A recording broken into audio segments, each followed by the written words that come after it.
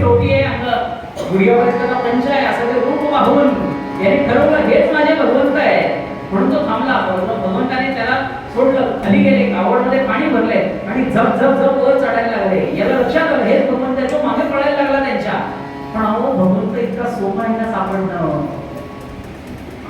भगवंत पुढे आणि हा मागे गावात शिरलेले आणि पुढचं वळण येता क्षणी भगवंत गायब, अदृश्य झालेले आहे. त्याला भगवंत दिसेना. पण त्याला एक माहिती होतं, मला कुठे जायचंय? नाथ महाराजांकडे जायचंय. बरं, गावात नाथ महाराजांचं घर काय कोणाला माहित नव्हतं असं नाही, शोधणं काय अवघड नव्हतं. त्यांनी विचारलं, चटकन ते नाथ महाराजांच्या अंगणात जाऊन उभे राहिले आहेत. नाथ महाराजांच्या अंगणात गेलेले आहेत आणि त्या ठिकाणी अंगणी अंगणी बघून ब्राह्मण, अंगणी बघून ब्राह्मण, हर्ष बघून एक नाथाची एक नाथाची, जाहला जावळी नवल करीत तयाची, जाहला जावळी नवल करीत तयाची. काय झालंय? एकनाथ महाराजांच्या अंगणामध्ये आईवर उभा आहे. कोण? तो भक्त, द्वारकेहून आलेला तो ब्राह्मण भक्त ते उभा आहे अंगणामध्ये नाथ महाराजांच्या. त्याला बघितलंय आणि नाथ महाराज धावत त्यांच्याकडे गेलेले आहेत. काय म्हटलंय बघा, अंगणी बघून ब्राह्मण, हर्ष बहुमनी एक नाथ. खूप आनंद झालेला आहे. जाहला जावळी नवल करीत तयाची. आपल्याला की नाथ महाराजांचा नियम, आलेल्या अतिथीचं स्वागत करायचं, त्यांना नमन करायचं, त्यांचं पूजन करायचंय. बहुभाग्य बहुभाग्य म्हणून हे चरण, बहुभाग्य म्हणून हे चरण, लाजले जाण तपोनी दिसता तपोनी दिसता.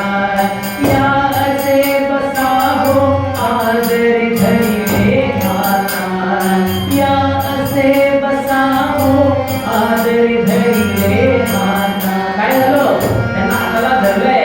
अहो आपण तपोनी दिसताय, तपस्वी आहात कुठेतरी, या त्यांचं स्वागत केलेलं आहे आणि स्वागताने त्यांना घरात आणलेलं आहे, त्यांच्यासाठी आसन मांडलेलं आहे आणि त्यावरती अतिशय आदराने बसवलेलं आहे.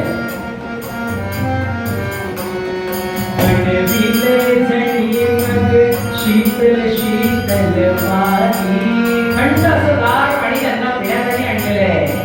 त्यांना पाणी प्यायला दिलेलं आहे. दुसऱ्या बादलीमध्ये पाणी आणलेलं आहे, खाली परात ठेवलेली आहे.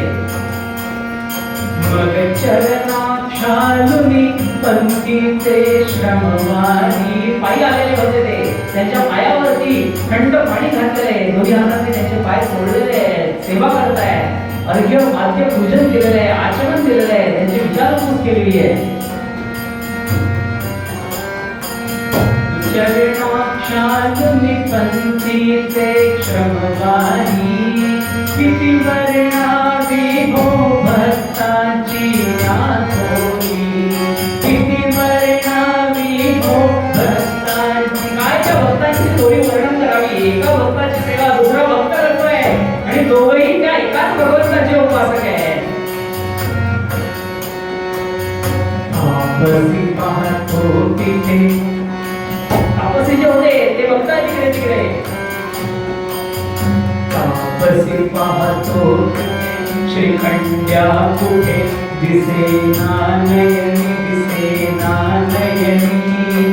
त्या वाचून सारी विठ्ठल जायनी करणी, त्या वाचून सारी विठ्ठल जायनी करणी, त्या वाचून सारी विठ्ठल जायनी करणी. काय झालं? तापसी इकडे तिकडे पाहतायत. नाथ महाराजांचं पूजन चाललंय कारण त्यांच्यासाठी अतिथी म्हणून अतिथी देवो भव पूजन करतायत. पण ते जे तपस्वी आलेले आहेत ते इकडे तिकडे पाहतायत. नाथ महाराजांकडे तर आलो पण इथे श्रीखंड कुठे दिसत नाही, असं म्हणून त्यांचा शोधाशोध सुरू आहे. ही त्यांची चलविचल पाहून नाथ महाराजांनी अचानक बघितलं त्यांच्याकडे की हे काहीतरी शोधतायत. नाथ महाराज म्हटले, महाराज काय शोधताय आपण? आपण का अस्वस्थ आहात? मला कळेल का? तुम्हाला काय हवंय मला सांगा, मी तुम्हाला ती वस्तू आणून देतो, ती व्यक्ती आणून देतो, तुम्हाला सांगा तर खरं. त्याच्या लक्षात आलं, अरे म्हणजे भगवंतांनी अजून यांना काही ठाम ठिकाणा लागू दिलेला नाहीये की मी भगवंत आहे म्हणून. बरं, आता कसं करावं? त्यावरती त्या तपस्वींनी शेवटी यांना सांगितलंच नाथ महाराजांनी, त्यामुळे तुमच्याकडे श्रीखंड्या म्हणून कोणी आहे का? म्हणे हो आहे. म्हणे कधीपासून आहे? म्हणे 12 वर्षांपासून आहे. म्हणे महाराज, तो जो श्रीखंड्या म्हणून तुमच्याकडे 12 वर्ष झाली सेवा करतोय, तो दुसरा तिसरा कुणी नसून भगवान श्रीहरी आहे म्हणे. हा भगवान श्रीहरी तुमच्याकडे गेली 12 वर्ष तुमची सेवा करतोय. हे ऐकलं आणि नाथ महाराजांना गैरवरून आलं. नाथ महाराजांना असं झालं, अरे रे मी किती मोठं कपट केलेलं आहे, मी माझ्या भगवंताकडून सेवा करून घेतली. कपट कसे कपट कसे कपट कसे